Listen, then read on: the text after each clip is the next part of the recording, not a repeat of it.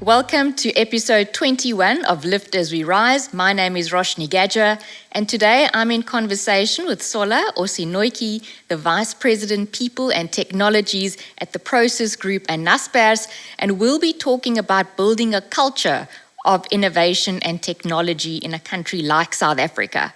Sola, as I said to you earlier, we've been waiting to have this conversation for quite a while now, so I'm really pleased to be talking to you today. Happy to be here too. Thank you, Sola. You're representing quite an amazing business that is case study stuff for MBA graduates and also for investors. So Naspers has its roots in the media business. Nasionale Pers was founded in May 1915, making the company 107 years old this month.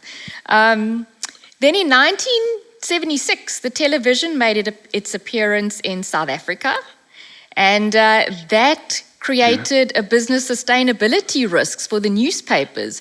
And so freshly graduated Mr. Koos Becker then spoke to media leaders in the country, and together in 1985, Mnet was formed, the first South African pay TV channel. It listed on the Johannesburg Stock Exchange in 1989. They probably had to convince the early adopters, Sola, because they only sold 500 decoders to start off with. And it took about 5 years for the company to make a profit, interestingly. And then in 1987, the group entered the internet space for the first time with MWeb. And 2001 was a big acquisition, 46.5% of Tencent. A Chinese company, Naspers, bought QQ, the instant messaging business, and also went on to buy 9.9% of Beijing Media in the same year. Through a series of acquisitions then, Naspers entered the online retail space, which is now led by the brand we all know as Takealot. Its international internet asset company, which is Prosus, was registered in Netherlands, and that was in 1997. This month, May 2022, Naspers was ranked 38 out of 50 companies listed on Financial Times' fastest growing African companies. With a compound annual growth rate of 25%, Naspers was one of 3 tech companies. There were 2 other fintech companies on the list, and you'll know those names: Yoko, Intellect, Purple Group, Open Group, and HearX. And a space that Naspers also plays in, which is EduTech. There were 2 companies, and shout out to Spark Schools and Training Room Online, who made it on that list. So back to Naspers Group then, employing 25,000 people around the world. And listen to this, every single day, 20% of the world's population use a product that is offered by the Naspers Group. That is 1.5 billion people daily. Sola, investors may be nervous at the moment, but 107 years in the making, the business has built some resilience over these years. Yes, we have, and we continue to, right? Because the market is nervous, not just primarily around Naspers, right? The market is nervous as a whole, and we're hoping that things settle down, in a time where there's war and COVID-19. All those things have created some of the instability in the market. But as an organization, we move forward and shoulder on because that's what we've done, like you said, for 107 years plus.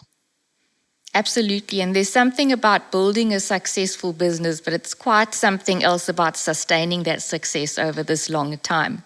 Sola, you worked in the space of technology and technology projects now for more than 25 years across a number of sectors, companies like Naspers, Prosus, of course, Deliveroo, PwC, Accenture, Royal Bank of Scotland, and also in the pharmaceutical industry, GSK. Now, as a civil engineer, you started off your career as a programmer. What got you interested in the tech sector so early on and as a person of color?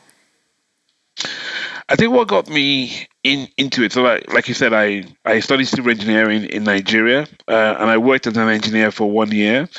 Then I moved to the UK, and when I got to the UK, there were no engineering jobs. So I trained myself into IT, computer programming, and I trained at home. And then I went out into the market and found a job in that space. And the more I worked in that space, the more excited I got about it. And yeah, 25 years plus, I've done a number of different roles with a number of different organizations.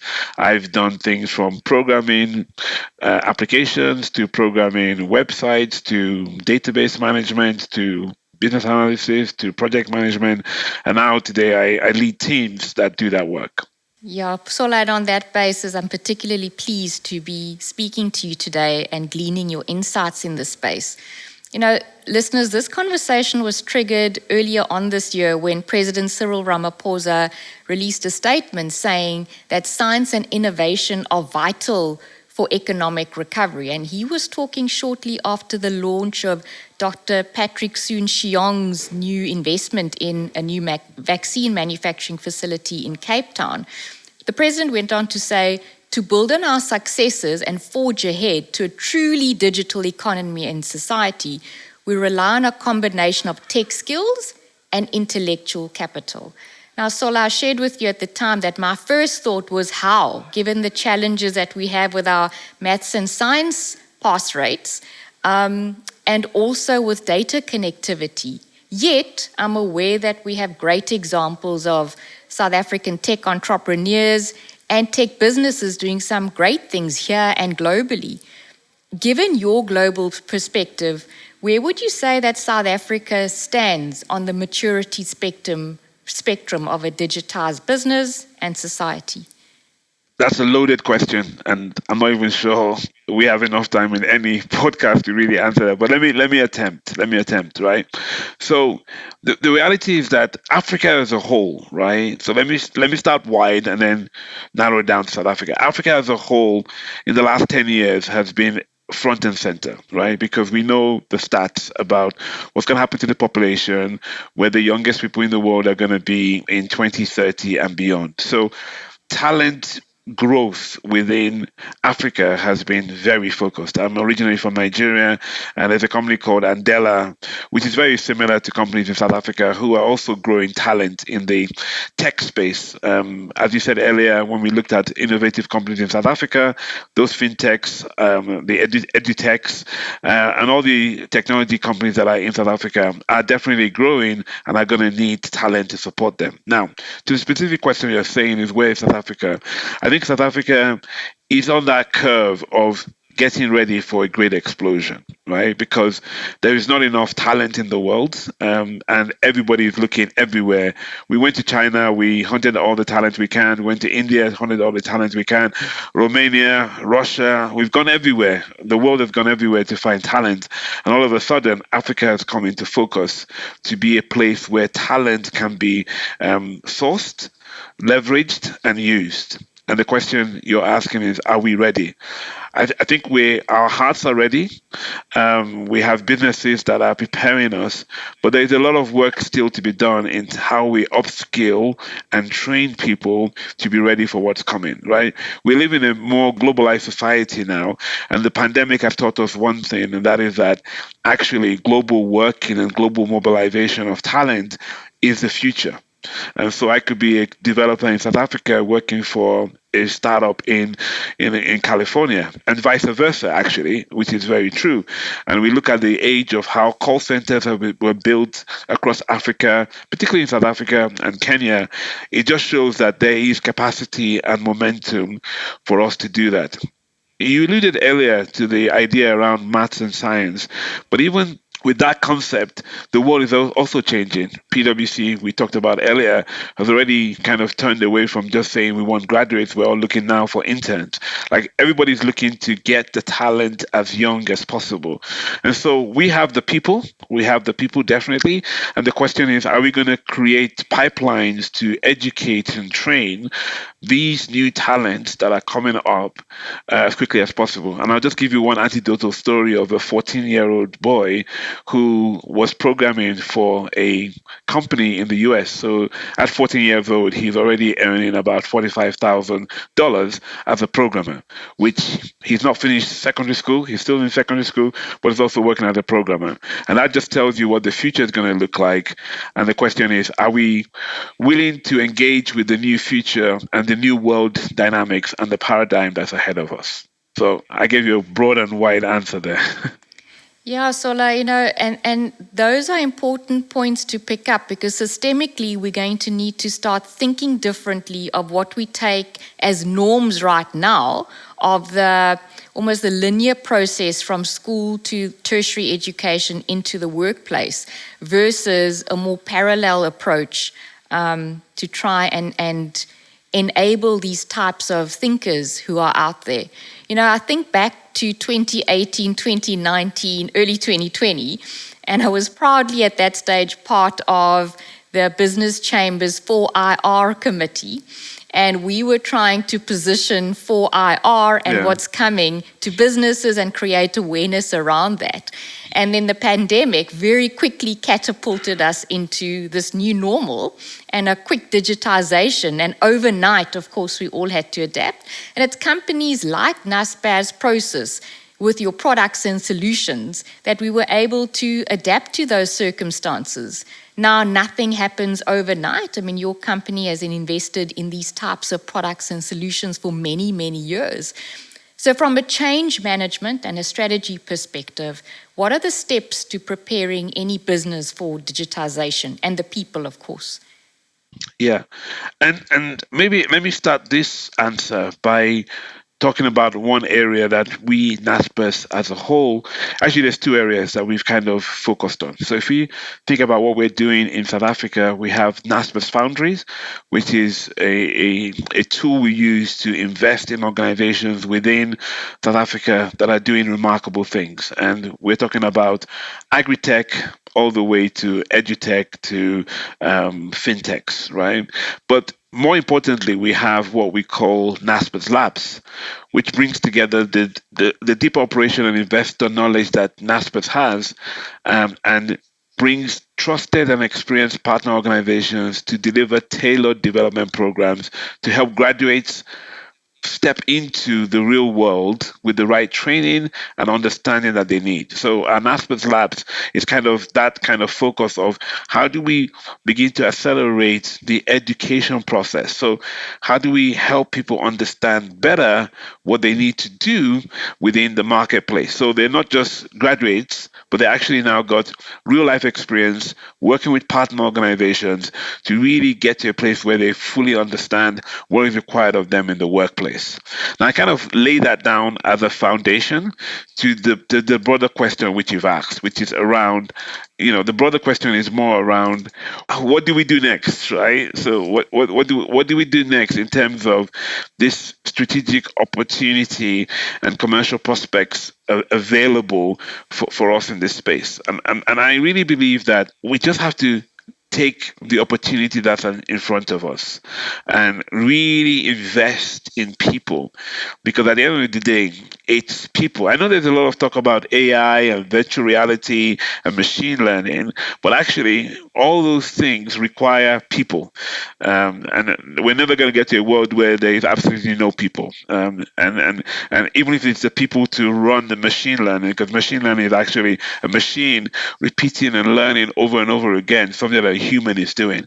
So the human factor in the technology evolution that we're in is never going to be removed. And so we need to enable the humans that are in the story to become experts in the technology that they're delivering. If I look at myself, when I started off on my journey, I just had an interest and a hunger.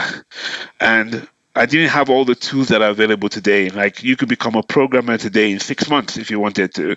But I had to learn the hard way. I had to graft and learn and practice and test, and then have the courage to go out and apply for a job and hoping, fingers crossed, that it won't suss me out, that I'm not an expert, right? And then hopefully get into the job and then learn on the job. And I think the idea really is that if we look at the way the world is going today, we know that technology is moving so fast that actually, who is truly an expert in AI? Because how old is AI? Who is truly an expert in the next technology? Then the reality is that these experts in AI today were experts in something else yesterday, and so it's an evolving learning process. And actually, one of the things that we are repeatedly saying to programmers today is that always be learning. There's this opportunity for you to always be learning something new. There's always something new for you to develop. And that's why we're so proud of the work that we're doing with Naspers Lab, because it's really giving people an opportunity to learn and relearn and then become responsible and to become relevant for what's ahead of them. Does that make sense? Absolutely. And the Naspers Labs example, perhaps we can tap into that a little bit more. And when I talk about change management, it's difficult enough for any company on standard processes to change systems, to change policies, to change an approach. And it's about changing behavior, but also making sure that you're not leaving anyone behind. So, in the various spaces you've worked in or taking your company's model, for example, what takeaways can you give to business leaders out there who are really trying to transition into this next normal in a digitized way? Okay. Yeah, and I think the real danger is that we all say, well, it's the next generation, and let's just focus on the next generation and leave all the other people behind. But I think this digitalization is going to need every generation. Like I'm over 50, right? So you can't put me on the back bench and leave me there. Like I'm willing to learn and re-engage and understand new things. There was a time I was leading a team when I was in Deliveroo. Nobody in my team was over 28 years old. So my head of tech, my head of admin, my head of programming, everybody was under 28 years old, right? So that's the future, but there is a future where every age can get involved. And I know there has to be an emphasis on the younger generation, but I think this digital transformation gives an opportunity at all levels. So when you talk about the change management piece, the reality is that we all have to change our approach. I mean, take accounting, right? You always needed a human being, but actually now you can just do that all through a machine, right? And so a person puts it in, the machine does the churn, and then somebody else picks it on the other side to understand it. So that means an accountant of yesterday who was just used to paper and numbers now needs to think of papers, numbers, and IT, right? Because it's all these three things together that is creating the future. The other day I was watching online as a doctor performed surgery from Europe on a patient in America, right, using robotic automation, and he's doing it there in Europe, and it's happening out there in America. And that's just the reality of where we are. So even a doctor is not immune from the fact that they need to change how they manage the technology around what they're doing. Now, the reality of a doctor is still the patient in front of them and the care for that patient, but the tools that are now available and made available to them in terms of science and tech and technology development means that we can do a lot more things faster. Let's look at COVID-19. How quickly did we push out those vaccinations? I mean, historically, working in GlaxoSmithKline, the timeline for a normal vaccination is 3 to 5 years by the time you do your clinical trials, et cetera, et cetera, et cetera. But we've used technology to kind of speed up that process, and we're going to continue to see that happening. And so the change management piece is that speed and determination is what's going to move us forward.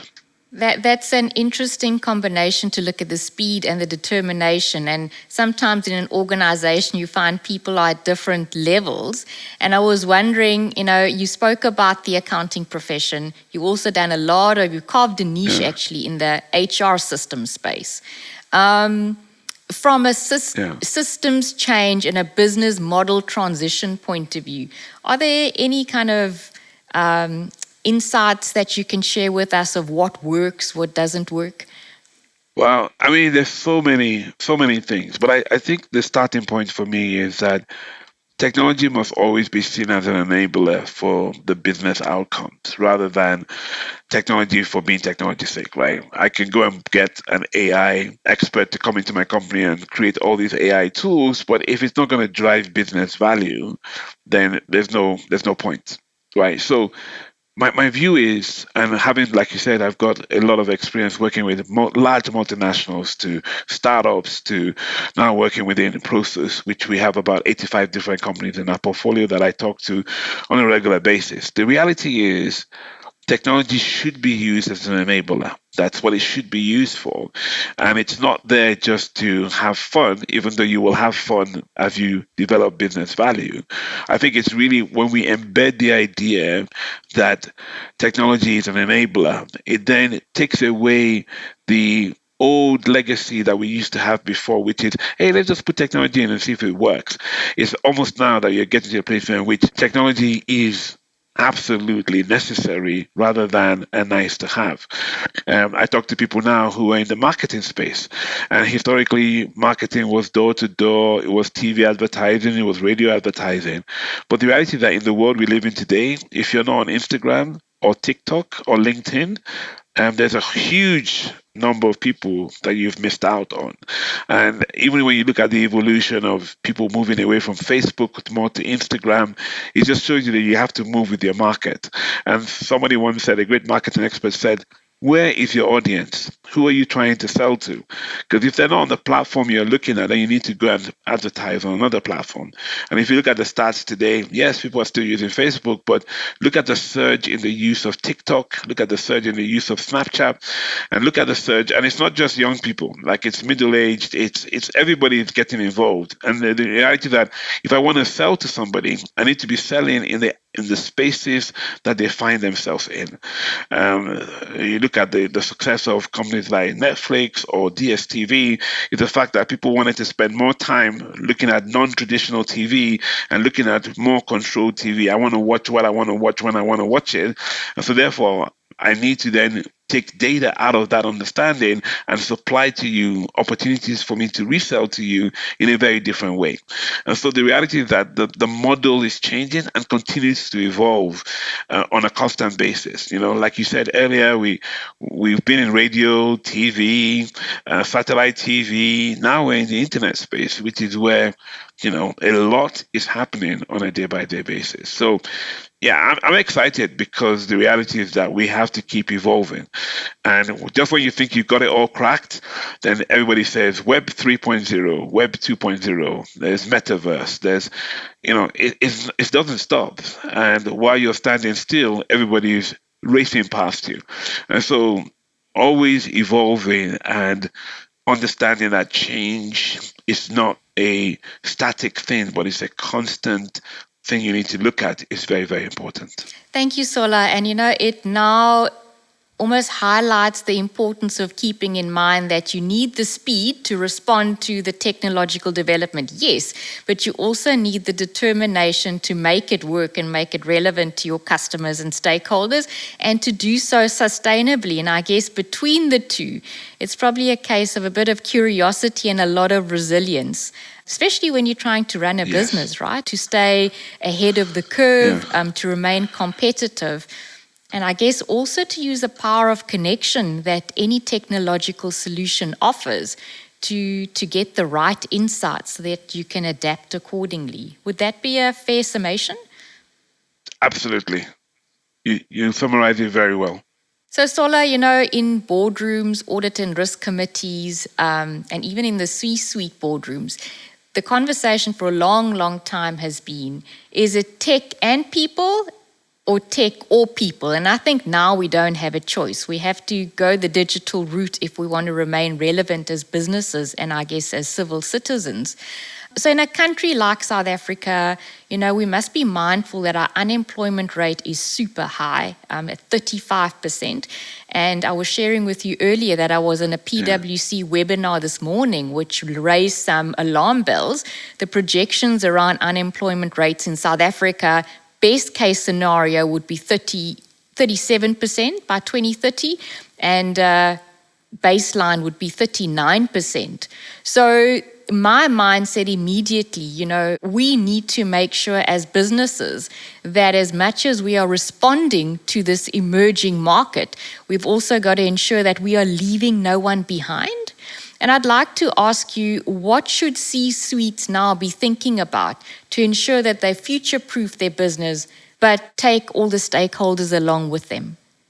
That's a very interesting question, and I'm reading a book at the moment, and I hope I'm not going to get in trouble for plugging a book, but Not at all. I'm reading a book by Tom Peters, the guy who wrote In Search of Excellence, and he's written a book called Extreme Humanism, and it's his response to the technology whirlwind that we find ourselves in. And basically, the whole theme through the book is that no matter how much technology you have, you still need humans, right? And it's still a human based focus. 35% unemployment rate is definitely scary.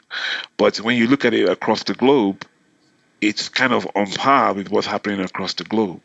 And so, how do we fix that? So, first of all, one of the things I do believe is that we need to make work interesting, right? So, a lot of people who are unemployed today are probably still playing, right? So the fact that you don't have a work doesn't mean you don't have a life. And in their life, in their day-to-day life, they're using technology to play, to order food, to watch Netflix, to watch TV, to watch, they're using technology on a day by day basis. And so the question is, how do we make our work in the workplace, number one, interesting enough that anybody across the street who's using technology today comes into our workplace and thinks to themselves, I would love to work here. That's number one. Because the fact that we have high unemployment doesn't mean that there are no jobs available. There are jobs available. We just can't fill some of those jobs, right? And part of it is because people don't want to do mundane jobs anymore, because in their own private life, when they're not working, they have all this technology excitement around them, but then they go into a workplace and they realize that it's not the same. And that's not just true of South Africa, it's true of most of the places I've been around the world. And so, like you said earlier, companies have an imperative to change how they do business so that it makes business interesting for people to engage in. Now, let me give you an example. As a HR professional and a technologist who works for an e-commerce business, I need to make sure that the technology that we use within our process companies is technology savvy. Like it can't be, we can't be paper based when we're buying digital companies. You see what I'm saying? So the idea is that we have to evolve from within. Business has to evolve from within.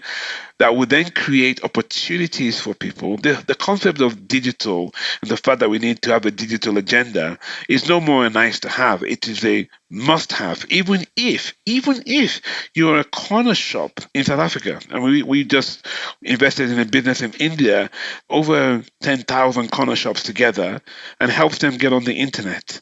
And so you order from one platform, but it's actually helping and enabling local businesses to deliver services, right? So you have one fulfillment center, but almost 10,000 different local shops that are feeding into this process. An example, somewhere in Nigeria, there's a farmer who created a marketplace for cassava farmers to bring their produce to one place, and then through the internet, he sells it to different people. So even just a normal cassava farmer who 10 years ago, we'd have said, why does he even need the internet? Why does he even need a phone? Actually, now to deliver his business, he needs to be able to get to a place where he can get on the internet and be digitally enabled. If you look at the success of Mr. D in South Africa, it's all because restaurants are now becoming technology savvy to then say, yes, I'm cooking here in this place of Melrose, but actually you can deliver the food that I've cooked in Melrose to somewhere in Santon if you need to. And there's a delivery service that makes it happen. So you don't now just have to have a local market which is around you. You could actually be a local business with a regional market using technology. And I say all of that to I'm trying to give examples to make it interesting, is the fact that every aspect of our life is being digital. I'm working with a guy who's trying to do in South Africa a digitally enabled method for you to buy a bus ticket. And so there's no cash changing hands. The driver has an app that receives the ticket message through an email, and then you come on board, you show your QR code, boom, you're on the bus. And so there's no cash, right? And more, you can see that we're moving to a more. I entered a shop the other day in Johannesburg, and the lady said, I don't take cash. It's a small corner shop. It's not a supermarket. It's a small coffee shop. And it's like, I do not take cash, so please can you pay with some kind of digital payment? And so if we're moving more into this idea of digital payment, we're moving more into this idea of goods and services are more digitally available, then that's going to force the whole idea of technology first. Whether you're a small farmer who's just farming and trying to get your produce into a wider market, or you're a coffee shop owner who now has to only take digital payments. And so I think there's just so much opportunity, but we just need to embrace digital and make it our shop front window, and that's what's going to attract people into this market space. And you said it twice today. How do we make sure we don't leave anybody behind? And I think the only way we do that is by everybody taking on this new method of learning, learning, learning, learning. You know, back in the day, they would say to you, "Oh, you're going to be made redundant because there's no more job for you here." But I think the key word in the marketplace today is reskill, reskill, reskill, reskill, reskill, reskill all the time. Because even if you don't want to change, the business around you is changing. So you have a personal imperative to change and evolve. Like what we're doing right now, think about it. I am in Joburg and you're in Johannesburg also, but we're not in the same room. We're doing this digitally. And, you know, back in the day, we'd have to have a studio somewhere. And that's just the truth of the way the world is evolving. I'm looking forward to doing this interview one day where I'm an avatar. And so I could be standing right next to you. But yeah, I mean, it's not to come. It's already here and we just need to embrace it. Sola, thank you. I'm a bit passionate about this, you can I see. can hear, and so am I. And when we think about leaving no one behind, I mean, that in itself is loaded. I mean, we're talking about diversity, inclusion. We're talking about the young generation who grow up with, you know, digital technology, so they're pretty useful to it. You know, the mid-generation who can adapt because they are working on it on a day-to-day basis. Yeah. And then what we're also seeing in South Africa, and certainly in countries like Europe and the East, is a growing retiree population. They've got many years to go still post-retirement. And there perhaps is a different form of education and upskilling that may be required. And it's something that we perhaps need to think of as a country and as businesses, because that's possibly part of the economy that we haven't quite leveraged yet, to ensure that those people are also not left behind. Agreed. So and some countries are way better than us on this, in that they have created marketplaces for over 55s, right? So I'm over 55, I've retired, but I still want to keep my foot in the door. I want to do a job 2 days a week. And they've created platforms, online marketplaces, where if you're over 55, you have a skill, you have experience, you can go onto that online platform and say, look, I'm available for work. And guess what? It's working like a charm, because you have this great population who have great experience and who have great wisdom, but for one reason or the other, either of their choice of their own or due to circumstances in the marketplace, are still able and ready to work, but been asked not anymore, right? And so they can now create a whole different marketplace for themselves to begin to leverage those skills and those skill sets. One last thing on this topic is I always look at Warren Buffett, and he hasn't hanged his retirement jacket up yet. He's still working away on a very, very busy schedule, and he's over 80 years old. And so that tells you that we can do this if we put our hearts to it. Absolutely, Sola. You know, mentioning Warren Buffett, one of the things he says he always tries to do is to ensure that he's surrounded by young people and engages in conversation with the young people so that he can stay abreast of what's happening. Not only technologically, but also how the thinking is changing, because you probably find, you know, in the businesses you've worked with and in your current position, that the generation gap does arise. You were saying earlier that the average age on your team is about 26 or 27. Is that correct? Yeah. Well, that was when I was working at Deliveroo. Yeah, when I was working at Deliveroo, that's what I had. Okay, and so even within organizations, we have the spectrum of people at different stages of their life cycles. And so, Sola, what are you seeing within your group and other businesses that you work with around the boardroom itself? Are you seeing intergenerational type of structures coming into being? So what I'm seeing, and it's the reality of where we are. I think the biggest thing we're trying, that every company is trying to do first, so before we get to the intergenerational, is gender diversity, right? So gender diversity and then ethnic diversity, right? And this is a challenge, right? Because there's a lot of history and the gender war has been going on. And even with everybody displaying the gender pay analysis, it's still there, right? So it just tells you that it's not an easy problem to solve. But I can see boardrooms, particularly even our boardroom, doing sterlingly in trying to address the gender gap in the boardroom, right? So that's step one. And step two is the diversity gap, right? So, particularly in a place like South Africa, we need to see more other ethnic groups emerge into the boardroom. And we have some great examples of the one-offs or the superstar that rose, but we need to make this more consistent and more expected across the board. I think once we crack those two things, and maybe in cracking those two things, we might hit the age element also. I think the next bit will be around how we bring younger talent into the boardroom. And the reality is that we have a long way to go there because a lot of that is not just based on skills, experience, it's also based on trust. We need to be quick about pivoting with our trust model, particularly in Africa, because we have culture, we have tradition that also stands in the way of what can a young person tell an older person, right? That's just culture and tradition. But the reality that you look at Wall Street, you look at California, Silicon Valley, you see the young people emerging. Billionaires at 27, 32 billionaires, right?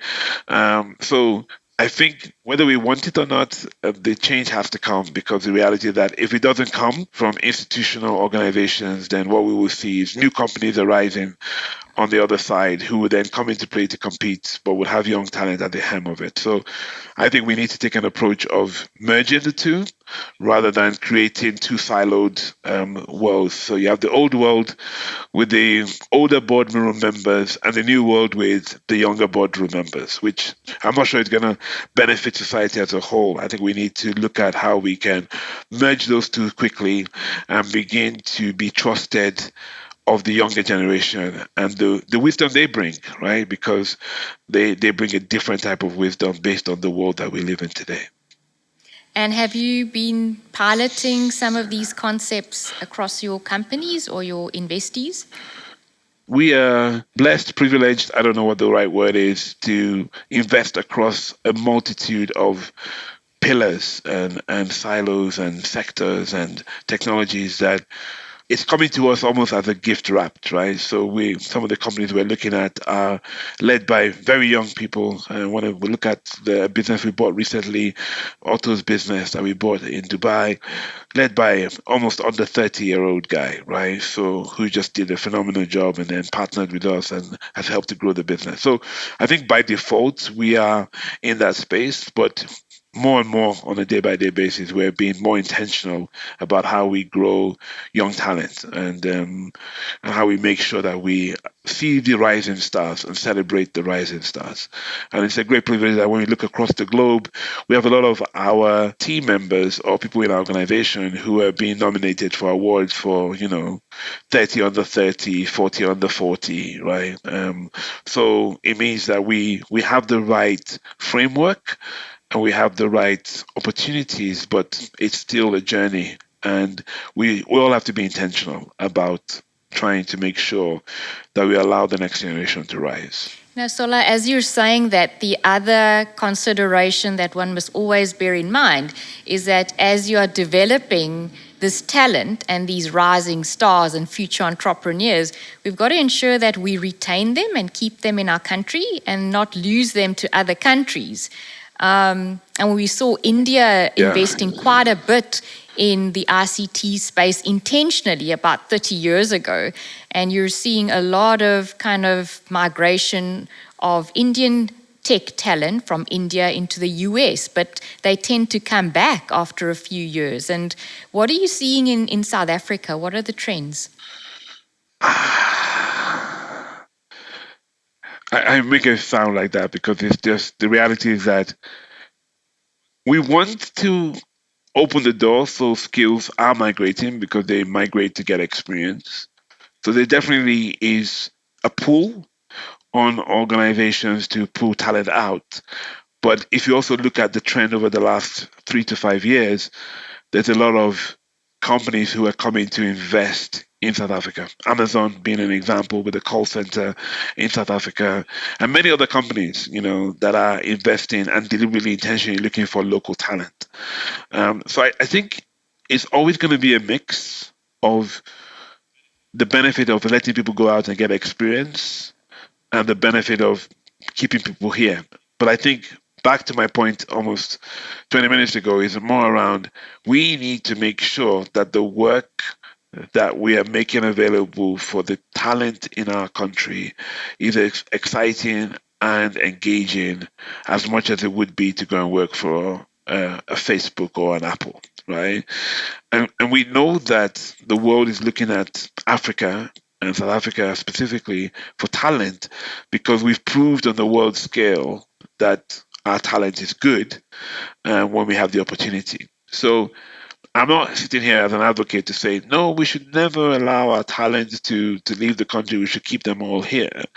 I think we definitely need to have a mix, right? As much as we want our talent to stay here, we also want talents to come from other places to bring that richness of diversity of thoughts, of approaches to us. Because the reality is that it's the mix and the balance that's going to make any South African company compete on the world stage, right? Because I don't think any company really anymore is, originally focused, right? Because even if you want to be, you have to hire talent from somewhere else. You have to buy software from somewhere else, right? So we're always going to have this global mindset and global shift. So if you ask me, if you really press me for an answer, I would say we're just going to need to keep it a mix and make sure that those who do stay are engaged in as fun, exciting work as they would have if they decided to go to California. That's the challenge. Sola, you spoke about the Naspers. I see you smiling there. No, I absolutely agree with you. And what I'm thinking and what I'm smiling is that's the leadership challenge. So while you're trying to respond to all these changes and headwinds that your business is faced with, you've also got to be mindful that those inside the organization are engaged and happy with what they're engaging with. Comes down to the principle of purpose-based businesses and purpose-based organization. And so where does the balance lie for leaders then between focusing on the, let's call it the hard business stuff, but as business models, as societies become digitized, I think leadership itself is going to have to adapt in terms of what it considers, the focus areas and the priorities to be.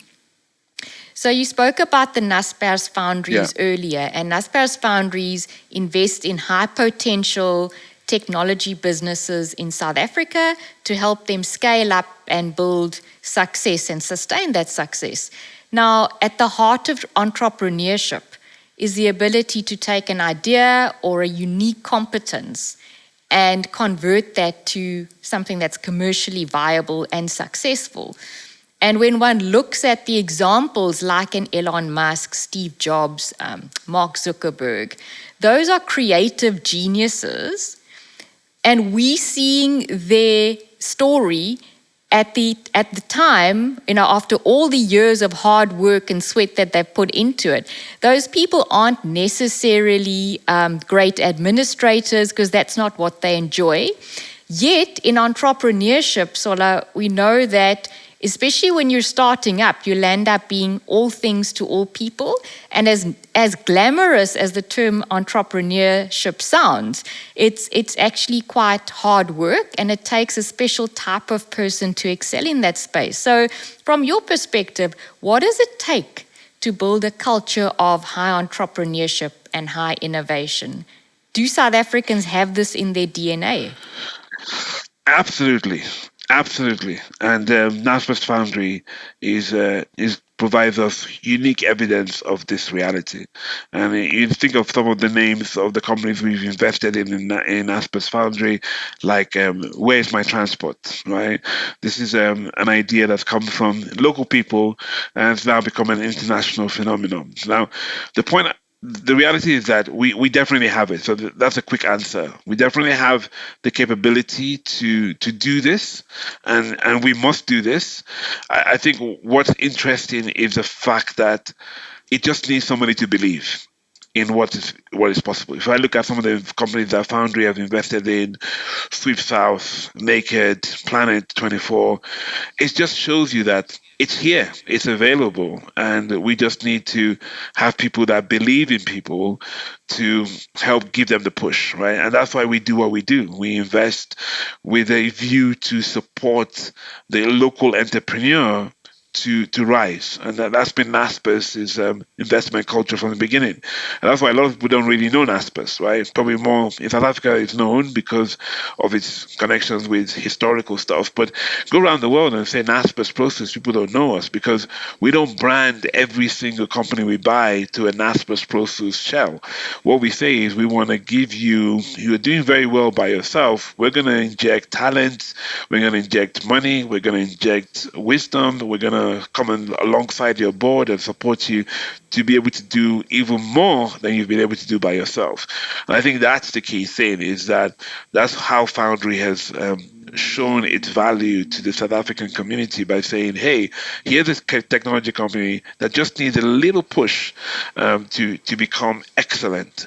And that's all it's going to take is for us to really believe in our local people, knowing fully well that they have talent, competencies, whether learned from somewhere else or learned locally, it doesn't matter. Because the reality is that what we're talking about when we talk about entrepreneurship, really, really, really, apart from making money, is solving problems. And there's lots of problems that need to be solved. Like, as long as there's problems to be solved, there's opportunities for entrepreneurship. And I think South Africa is a unique environment for problems to be solved. And there's lots of talent out there that just needs to put their heads together, solve problems, and create great, amazing businesses. Sola, you mentioned something so important earlier, around someone believing in the solution or the product. And in the case of Yeah. Naspers Foundries, it is a long-term partnership with the entrepreneur. And that's what gives you almost the confidence to take the risks as the entrepreneur, because you know that someone's walking alongside you. What are some of the insights you can share with business leaders? Even if you look at a concept like supplier development, which has been an objective in South Africa Yeah. for many, many years, and most certainly corporates and businesses can play a part in being more active in these suppliers. Do you have any wisdom to share in this area? Not much on this particular one, but here's my thoughts. Let me share his thoughts. My thought is the fact that trust, mentorship, belief. So trust, mentorship, belief is the foundation to creating great organizations and empowering super executives to do really well. You know, mentorship is one thing we lack, and I don't know whether it's cultural or lack of trust, but if we can get to a place where we have more mentorship going on, then mentorships is really about somebody showing you a quicker way to get to where they've got to. So when you're being mentored by somebody who's got there, maybe it took me 5 years to be a developer. I know what I did wrong. I know what you can do to accelerate. And so maybe we can speed up the experience of the people behind by using better mentorship, better coaching. So I think in the space as a whole, if we can really, really invest time in building trust, believing in the next generation, and mentoring the next generation, whether it's immediate next generation or generations beyond that, I think we would see a big change in that space.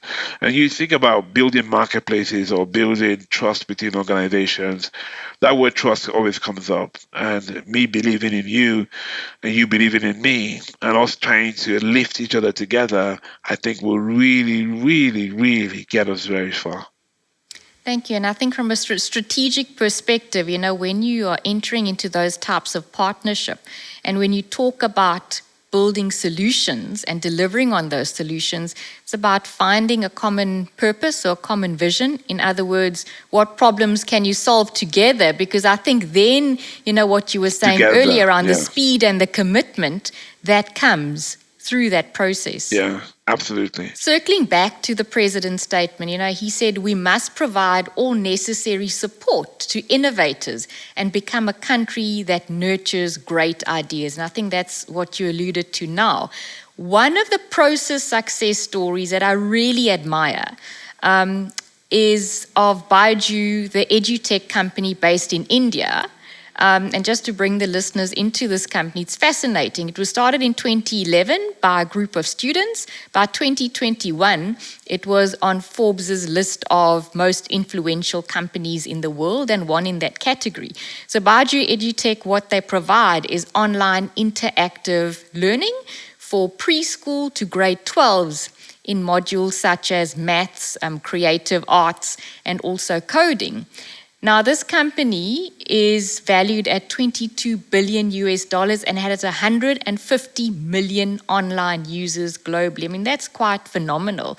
And recently, Baiju Ravendra, who's the CEO, was Sola in conversation with the Prosus CEOs, Bob van Dijk. And he said something really interesting about education. He was saying, education's always going to be there in a people-centric manner, but it has reached an inflection point in that we've got to bring curiosity back into the learning space so that it becomes that much more engaged, interactive. And I was thinking about this and saying, what does it mean in a business context?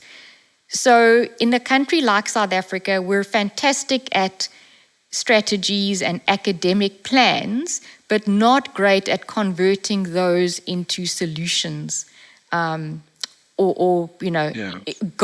aren't being achieved. So what can you share with us around the principle of critical thinking in the workplace and perhaps starting to look at the whole concept of training and development a bit more differently? Yeah, I mean, definitely critical thinking in the workplace is like a critical requirement for organizations. And there's a new concept that's being talked about today, which is learning on the job. Learning on the job, learning in the flow of work, right? Learning as you're working, and we've talked about it already on this podcast about the fact that the world is moving very fast, technology is moving very fast, and so you don't have the time to go and sit down at home and do an MBA. And when you look at companies like Baiju or any of the other companies that we've invested in the edtech space, Udemy, what they're doing is bringing education to the desktop so that, more mobile, more agile, faster learning, quicker learning, learning in cohorts, so not learning by yourself. And it's just changing the whole concept of education. Now, somebody asked a question to Bob the other day, my CEO, to say, oh, are we going to change the world, the way education is done? No, it's a combination of both, right? It's learning in the process of work. It's learning in the process of growth. It's learning in the process of entrepreneuring. It's learning in the process. So it's learning in the process rather than stopping to learn, even though that is still important. But the way the world is evolving, we have to be more learning in the process. And companies like Baiju or Edumi are these companies that have just taking learning to a whole different level. Now, the key point here is that what we're doing with some of these companies is not new. Think about back to Khan Academy, which use YouTube as its leveraging tool. But what we're doing now is to say the world is changing. Everybody's getting mobile. Everybody's getting digital. And so therefore, that's why companies like Baiju have accelerated because they're leveraging the technology that is now more available. So we need to not only use technology to grow business and grow profits, we also need to use technology to empower people and grow people. And if we do that, I think we're in for a very, very bright future. I think the thing I love about online education also is the fact that it removes the limits, it removes the barriers, and creates a whole different dynamic. And it's not necessarily that you want to get an MBA online, even though you can. It's more the fact that, hey, I'm about to go and do a job in this space. I would like to learn as much as I need to learn about it. I heard a story the other day of a lady whose mom was dying of cancer, and she decided to read everything available on it. And through her and helping her mom, 2 years, 3 years later, her mom has recovered and will attribute a lot of that. Of course, doctors and nurses have helped, but a lot of it has been because of her daughter who took the time to educate herself about how to prevent and cure cancer. And so, and that's just one story, and there's thousands of stories like that. Yeah, so I think the principle of lifelong learning has become a real thing. And, at the moment when we look at some businesses, the entrepreneurial businesses are pretty good because things are changing so rapidly that one is almost forced to get into that habit of making sure you stay ahead of the curve and together with your colleagues. But perhaps in those industries and sectors, and correct me if I'm wrong, Sola, that have a more established business model, there perhaps one needs to really become more intentional about bringing curiosity and learning back into the workspace, not only at a certain cohort at the junior mid-level, but also around the boardroom table and the executive levels too. Yes, absolutely. Absolutely. You're absolutely correct. And I think it can't just be at the lower level. It has to be at all levels and must be intentional. Yeah, and I think that's what technology forces one to do because it's always changing. There's always an Yeah. upgrade or something new. So one won't really be left behind. If you look at how smartphones are being utilized and how quickly people have adapted to using those, even across the pandemic, people are starting to use online Yeah. platforms a lot more. So it is possible, I think, but the trick is not to wait for a crisis to force you to do that. Agreed. It's to be Agreed. proactive. And Yeah. why we're having this conversation is the president saying to us that we've got to invest in this so that we can build resilience into our economic model. So if we're going to sit back and wait for policies or ideas from somewhere else, I'm concerned that things aren't going to change in how South Africa grows. Yeah. And back to that, potential scenario of having a 43% unemployment rate by 2030. We can't allow that to happen. Yeah. Sola, there's some No, huge we questions in the can't. sector, and I'm mindful that you have to go quite soon. So I'm going to put a few questions out there, and if you could give us 30 to 60-second kind of snapshots of what your thinking is around these issues, that would be really helpful. So starting Okay. with the first one, the culture of instant gratification versus the principle of building a sustainable business. What are your thoughts on that? We got to keep thinking long term, long term, long term, because investment in the long term is what's going to give value in the short term. Actually, right? Investing in the long term is what's going to give you value in the short term. And Sola, in your group, what does long term mean? 3, 5, 10, or more years? At least 10. Okay. That's long term. Yeah. Okay, question 2, retail tech and fair working conditions. It's both. You need to have both. You have to have fair working conditions as a baseline, right? Most companies now, their CRM, sorry, has to be around the fact that you do the right thing in the environment. In fact, we wouldn't be let. The world has changed. Sustainable development goals is key, and so yeah, we need to make sure that we're treating people fairly, equitably around the world. Number one, and then leverage technology to help us make sure that we get the best value from people.